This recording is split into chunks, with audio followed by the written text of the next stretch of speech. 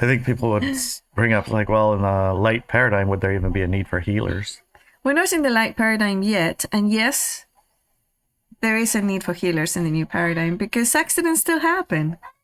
And people do get like situations and whatevers that put them out of frequency with their lives. So we think of healing as a tune-up. Yeah.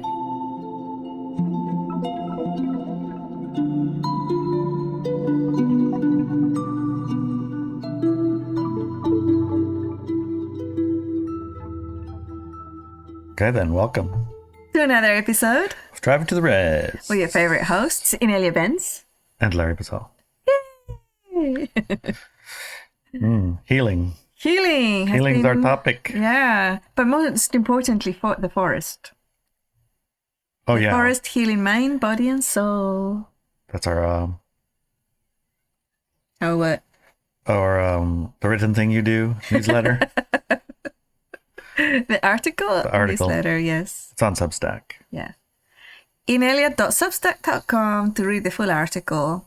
So, And you can get the second hour there. You can get all the things. So. all right. Well, now we're going to talk about it. Shall I read it a little bit? Or? Yeah, let's get started. Oh, yeah. Okay. Healing has become a big topic for me in the past few months. I've seen a return of the healing lineages of my ancestors and the direct orchestration of healing and healers coming together to practice their skills. When I looked at 2024, and that was the call we did in December 2023. Right, you look ahead Yeah, looking ahead. at the plans for the Yes, year. For the year, yeah. For the light side of the split, do you want to explain that a little bit? For the light side of the split? Yeah, well, we are splitting. Uh-huh. We're having a amicable divorce, I suppose. Anyway, the split has a dark side and a light side. Well, the dark side is a light dark. Yes, And the light side is light just also. light without dark. Right. Right. So that's the general gist of that split thing. Yeah. So for our side of the split, I saw that healing was going to enter our awareness and life strongly this year. But it still took me by surprise when my own healing skills popped up again to be utilized. I have been diligent in making sure that they stayed unfocused since 2010, as it was made clear to me that my public role was not as a healer, but as an educator. But an educator, healing, educating and healing. And all sorts of things. So my main areas of education are manifestation, Yes. enlightenment, Yes. health or healing, Yes. and what was the other one? Expansion of awareness. I guess that counts Was into enlightenment, yeah. So here, those are really, to me, the most important, and everything else falls into those categories. So I would say enlightenment, manifestation, and healing. Yeah. And then people can choose with regards to their own interests. Yeah, what to focus on. What to focus on, yeah. So I educate, I give lectures and classes, and that's what the areas I lecture on. But healing itself, like you're actually getting together with other people and healing, or just healing a client, that was not part of my work here. And now it is. But more to do with teaching healers about the new paradigm healing, I would say. Right, because I think people would bring up like, well, in the light paradigm, would there even be a need for healers? We're not in the light paradigm yet. And yes, there is a need for healers in the new paradigm because accidents still happen. And people do get like situations and whatevers that put them out of frequency with their lives. So we think of healing as a tune-up. Yeah. Yeah. So in the high frequency, you still have tune-ups. And also, you know how once... Somebody's agreeing with you. I think we know where the other nest is, out in the forest over there. That's going to be a good place to go look. Yeah. But basically, shall we pause here? I don't see it really going on. I don't think anybody can hear it. No? Just us? I think so. It's The only hens are happening in going our crazy. paradigm. Yeah, the chickens and the hens. I think the hen laid an egg and she's very proud of it. Yes. She's telling everyone and they're saying, oh, let me see. And they're all going, yeah, it's right here. Oh, yeah, you did. That's a great place. Yeah. So now we're going to have a bunch of eggs over there in the woods. Remember when we talked about hospitals and doctors or the is it allopathic medicine? I think that's the one. You mentioned various times that it is trauma-based medicine. Right. War, trauma, recovery. So limbs, broken limbs, piercing holes in the body, Emergency. You're gonna injuries die to if the we don't head. intervene. Yeah. Intervention and death. Right. So that's good medicine, as far as I'm concerned. Yeah. If I broke my arm, I would run to the hospital, right? What about the crystal healer? What's I that just mean? put a crystal on you, on your broken arm. No, that's not gonna do it. Not for me. Okay. I'll probably slap you and tell me to drive me to the ER. I can sing it. I know I can that- sing it better, honey. Just Yeah, let me whatever. sing at it. Whatever.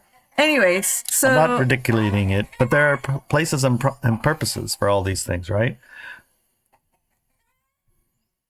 There's a place and a purpose to go to get your butt to the hospital and heal your, trauma. yeah. Then you can use crystals and singing, and that's going to help it heal faster, bring it back It into is, tune. yeah. Anyways, talking about that, so in the new paradigm, people still go mountain climbing, car racing, and all the things that excite people. And when you do those type of activities, sometimes you get into trouble, sometimes you make mistakes, and sometimes you take wrong decisions. And you have accidents, and, medicine is needed. And also when there's situations that, like the rest would be, like you said, a tune-up. But to me, that one would be very different. Now, we're not in the new paradigm. We're still in at least on the light side, we at least see the echoes and the shadows of the other side, right? So yeah, healing absolutely is necessary. And there's a place for hospitals and doctors and allopathic medicine, Okay. as well as healers and wisdom keepers and healers that are wisdom keepers and all that, right? Well, I did want to say one thing though. You do? Yeah, because we did say, put a crystal on it or sing at it if you broke your bone. We do have access also to that super advanced, I think in some ways, timeline shiftable, like that trauma happened and then we shifted and it didn't happen. Remember the experiences we've had with that? Yes. So Because it is a matter of medical record that when I was 18 years old, I fixed a genetic fault in my heart that was gonna kill me overnight. And the hospital that had been taking care of me as a teenager for many years due to that heart condition, the head of the hospital, the heart part there, I can't remember what that's called. Cardiology head, who'd been my personal doctor at the time. He told me himself, he said, I don't know what happened. If it hadn't been me who'd been taking care of you all these past few years, I would have said it was a misdiagnosis. But I know that I have all your records and I know that what your condition was, and I know that it's gone now. And I don't know how you did it or what you're doing, but continue doing that. And he says, bye-bye forever. You're no longer my patient. Right? So, yeah, we do have the technology and know-how somehow, somewhere, for those things to happen. But generally speaking, for the majority of us, that is not a possibility. Because you could say that it was a trauma-based condition that I needed the hospital for. what about when Brett fell down the stairs? Yeah, well, that's another situation that, he fell down the stairs in the middle of the night. And his bones was sticking out. Yeah, and I said, nope. Nope. And it was back together again, and you and him were looking at each other going, what happened? That's better. It's not so bad after all. You're fine. You're fine. Yeah. But I'm not here to advertise the healing capacity of Inelia Benz, and it's not something that can happen on a regular basis. I teach how healing happens. Whether you use a hospital, whether you use your family doctor, whether you go for cancer therapy, whether you do any of those things to heal yourself, to me, what I teach is supplemental to that. I teach about healing stories, right? Oh, and cool. I teach about other things, energies and frequencies that a healer can tap into, or a person who wants healing can tap into. So it's all supportive. And I think all of these things have a place. And my skills and abilities come from two very powerful lineages. One of them, actually three. One of them is Native American, from the Mapuche people. Another one is from a gypsy lineage from Spain. And another one is from the alchemical lineage, one of the alchemical lineages from Spain also. And all of them are healers, healing energies, lineages. And it's not just theoretical, genetic, or like woo-woo kind of fell into my lap type thing. Not all of them were, because my grandparents and my mother were active, always active in teaching us the wisdoms of our ancestors. And I bring that in, right? So yes, there is a place for healing in the new paradigm. But I'm not here to be your healer. I'm here to teach you about healing. And for you to be your healer, right? Speaking of which... in September 2024, I will be holding a healer's workshop at the Shamanshack. If this is after that, I'm pretty sure there's going to be a downloadable version of the lectures. Not the actual workshop, but the lectures at the workshop. The workshop will be open for walkwithmenow.com members only. And the reason for that is because people who are in Walk With Me Now are already my students. They've studied most of the curricula that is needed to attend one of my workshops. And the reason for that is that I don't want to go through the basics at every workshop. So individual takes responsibility, they cover the basics, and having a forum full of other students, they cover the basics together and they study together and they become good allies with each other. Yeah. Anyways, my workshop has a minimum attendance number of 8 people and a maximum of 33 people. If you're interested in attending, join the student body at walkwithmenow.com and follow the information on how to register there. If it's after the fact, you have to, make sure that you're subscribed to my newsletter, and when the classes are available, they will be released. Okay, let's get back to our topic, the forest. I thought we were talking about healing. What does it have to do with the forest? Larry and I live in the Olympic rainforest, not in a town nearby. We're a road by the seaside of the forest. Oh, sorry, seaside.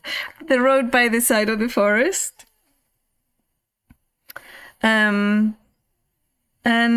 Sorry, I've lost my place. Oh yeah, we literally live inside the forest, surrounded by hundreds of acres of both old growth and tree farms.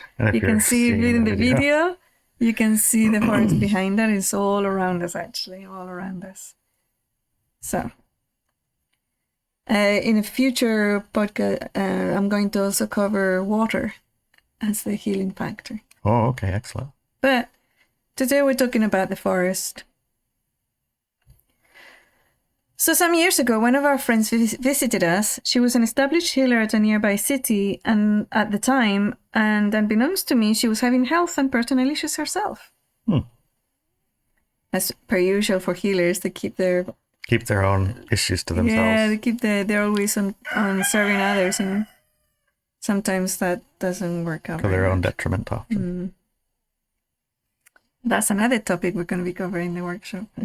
How to avoid that. All right. Stay healthy. We need you strong. We went for a hike into the forest. I wanted to show her a natural altar which Larry, myself, and other friends and students had embellished with crystals, rocks, and other pretty things. Oh, I know where that is. Yeah.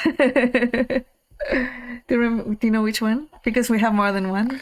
I'm thinking it's the grove with the tree that you can stand under, and then it's growing right out of your head. Yeah. It's a giant tree. You're just literally standing under a 1,000-year-old tree, and it's growing out of your head.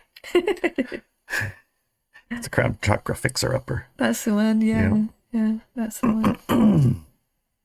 The hike to get to the altar was about half an hour long. Although, we took about an hour and a half because we were stopping and touching trees and looking at pretty things and walking off into discover other little bits and bobs and then coming back to the trail.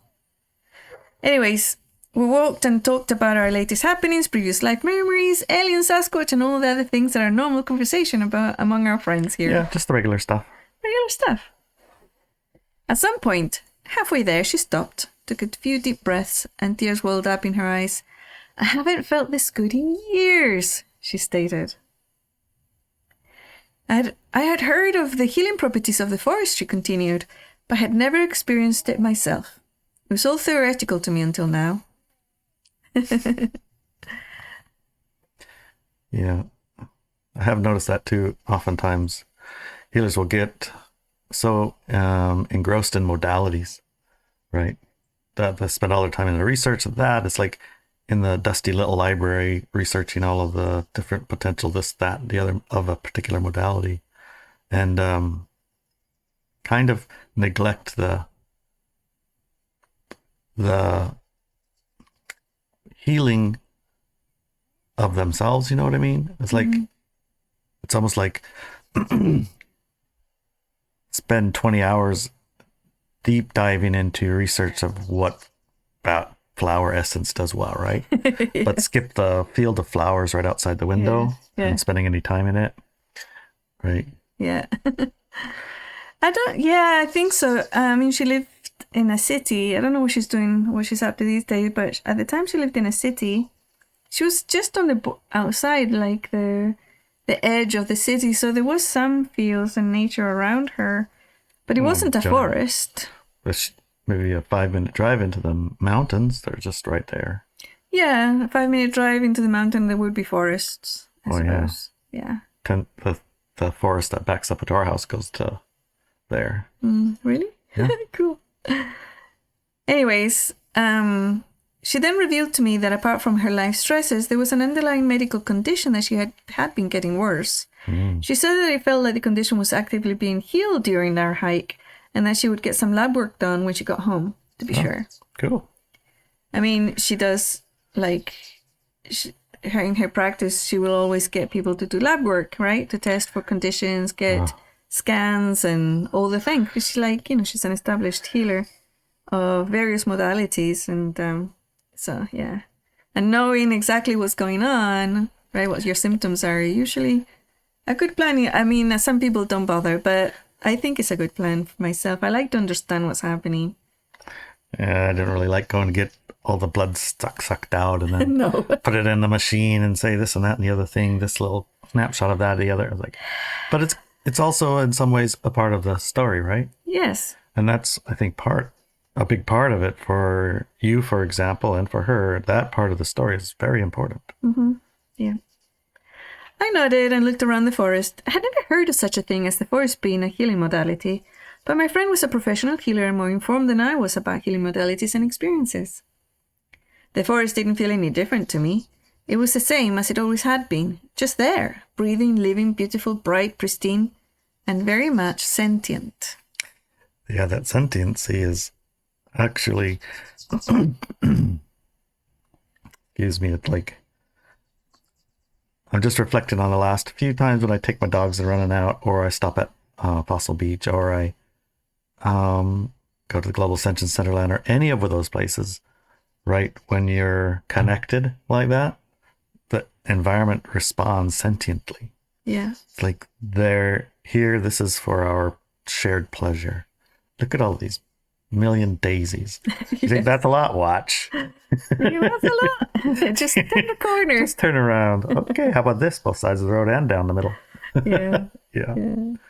Beautiful. Or then you find the berries, the giant berries, and say, oh, look at that berry. Oh my God, look at that berry. Oh, you think that one's good? Watch this one. Yeah. It just sort of starts to play with you. Or the mushrooms. The mushrooms work the same way. Around It's here. like, oh, is this a nice one? Oh yeah, look at this one. Keep walking. Yeah, the forest like responds. It does. I closed my eyes and tapped into it and asked the forest around us about the healing. What I got back was an energy that I can only describe as, what is healing? Oh dear. It's like, that gives you a lot of information. If you tap into that question and the forest's answer, it can tell you a gazillion amount of data and information that will facilitate your journey as a healer or in healing. Right. We're preset by our upbringings to decide XYZ means XYZ. In other words, I feel this, so I'm sick. Right? Mm-hmm. And the trees don't have that preset. They don't. The forest doesn't have that preset of what it means, what we've connected sick to. Yeah, or healing. Or healing for that matter, right? Healing what? Healing. No, not even healing what? What is healing? Well, that's what I mean. It's like the very concept of what we, when you say healing to the forest, you meant something. Yes. And that meant nothing to them. Nothing to them. So that tells you there's somewheres to scratch on that. Mm-hmm. Somewheres to scratch what do we believe healing, right? Mm-hmm. Yes. Yeah. Somebody's getting their healing. Oh, babies. After my friend left, I did a bit of research on the internet and found several theories of how the healing force of the forest works. I remember one of the theories was about ions, negative ions. Negative ions, yeah. And positive ions. Unfortunately named negative ions, even though they're positive. Good. Good negative ions. Good negative ions. Yes. That's the one that, if there was going to be an explanation, to me that one was the one that would make sense. And, and I've heard that a lot of, when people start, having symptoms of sickness, if you test their magnetic whatevers, it's positive on the positive scale of the magnetic spectrum. So I remember when I lived in California, there was negative ion machines that you could buy. And I remember buying one and I put it in my office. Two things happened. One of them is if you sat next to it and you breathed in, it smelled like a mountain. Really fresh and crispy and mountain-like.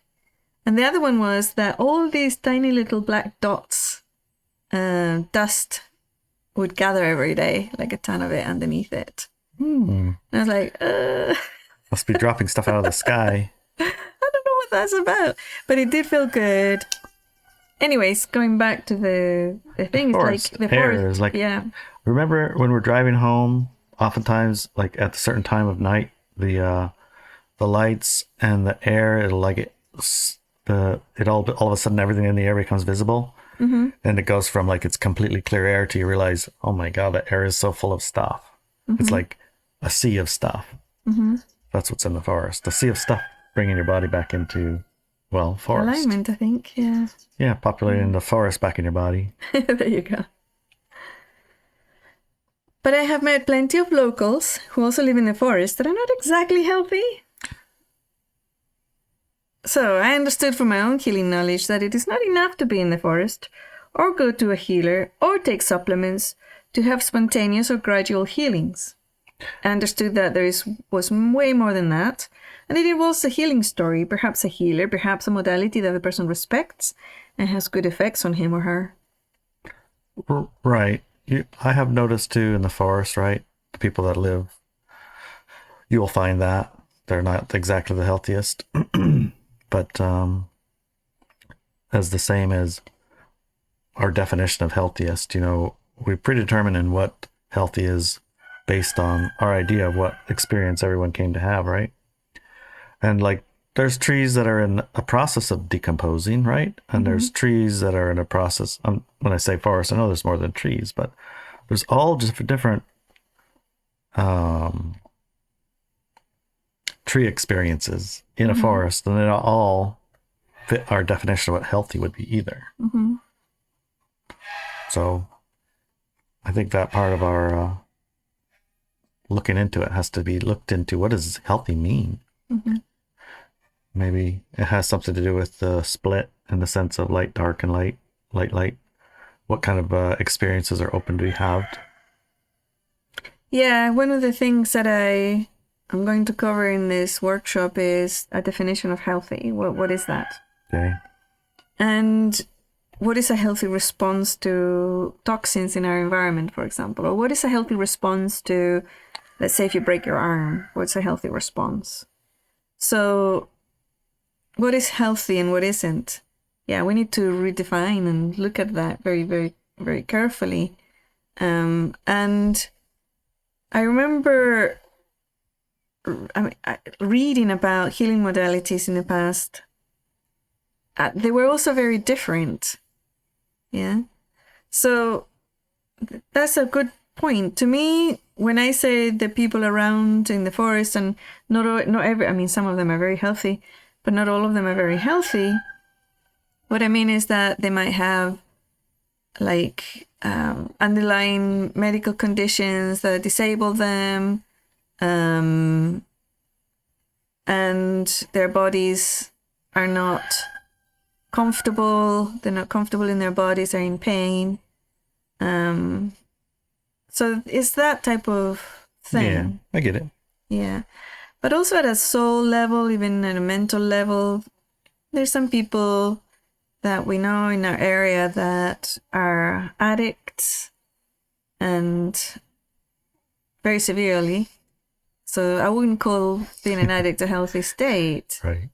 It's not like a sickness as such, although some people call it a sickness. But it came from a place of not being well. Yeah. Anyways. Yeah, because you go to the forest to be connected. You could also go into the forest to separate yourself. Yeah. So that's what I meant. It's not just the forest. It's not just the forest. Right. My friend got back to me a few weeks later and told me that her suspicions were right, that the test had come back and her condition was in remission. She also told me that after our visit, she had taken some radical life decisions, which removed many of the stressors from her daily life. I thought that part was really interesting, because I hadn't expected it, you know? That was really interesting. The forest healed more than just my body, she told me. It might have been more than just the forest, too. Well, that's the thing, you see. It's like a healing story. For her. For her. She found herself in the forest. She came to visit, not to go into the forest, right? She came to visit. And when she was visiting, I said, hey, let's go for a hike because it's so beautiful here. Why wouldn't you? And then when she was in the forest, she must have remembered what she read about the forest being a healing modality, you know? Yep. And then she allowed that to happen. Ta-da, ta-da. Yeah, it's an orchestration and the intent and the love and, you know, all the things. All the things came together for her to have that healing happen. Or she made it happen. In a recent healing story for a different person, the wisdom of my ancestors came in again. He hadn't made an appearance for decades, but there he was. On the day of the healing, I woke up with the knowledge I had from childhood that for the healing to be effective, I had to clear my energy field, body and mind to be absolutely pristine. And I understood. The forest, especially a loved forest, has a pure and pristine energy. And behind that pristine energy, there's an unlimited life force, power, and intelligence. A person, a human, can then direct that power with intent. How do you direct that power? Do you know, honey? Well, I'm sorry. I was just I was thinking about what you just said. And I've often thought about, the forest is more useful than just as a tree farm, although it seems to be tree farm seems to be the highest and best use according to the counties and the state and I don't know, the whole government. And there's something to be said with being able to sit in an old growth forest and what its effect is on your body. I mean, just to connect with that space and place. The stretching of your time from blink to a little bit longer blink, maybe. There is something there. It's like that's a use. I mean, it's higher and a better use, and it's a little hard to make one of those after you've cut it down. Cut it down. It takes 1,000 or 2 years. Yes, indeed. So anyway. Yes. In my novel series, The Return, I speak about how we and trees and plants are part of the same species. That where there are humans, flora exists, and where there's flora, humans exist. Our intelligence is very similar, also, as it is our true natural frequency. Recently, a scientific study came out telling of how plants are highly related at the genetic level to humans, a percentage and relationship that was much higher than previously thought. I smiled, looked outside my window into the forest and winked. It winked back. The forest winked back. Yes, it did. Oh my goodness. Yeah. What do you think about that, Dave? I think that's pretty cool. I can't wait to hear what our expert panelists are going to bring into the conversation. Me too. And for all our supporters, $8 a month is not very much for you to support our work. Not much at all. There's Well, also a it is a lot, discussion actually. Thank you. for us, yes. There's also a discussion on Fridays where you get to be part of the conversation also. Yeah, you become part of the panel. You are the panel. Yeah. Right. So it's more than just a podcast. More than just a podcast. We'll see you soon. See you in a few minutes. All right. Yeah, click. Then we'll be there. Yeah. Okay. Love you, honey. Love you too. Oh, babies. She wants kisses too. When I used to do healings as a kid, it was very different. It was very proactive, I suppose. The person would come and it didn't matter if they had a healing story. It didn't matter whether they wanted a healing or not. It didn't even matter if they even knew. Anything. Yeah. Right? I would look at them and I would see all these patterns and I would see patches that weren't kind of like tangled up threads type of thing. And I would just pull on those and make them flow properly. I didn't know what I was doing, but that's what was happening. And then they'd be healed. And whether it was a psychological thing, a mental thing, a physical thing, an emotional thing, it didn't matter.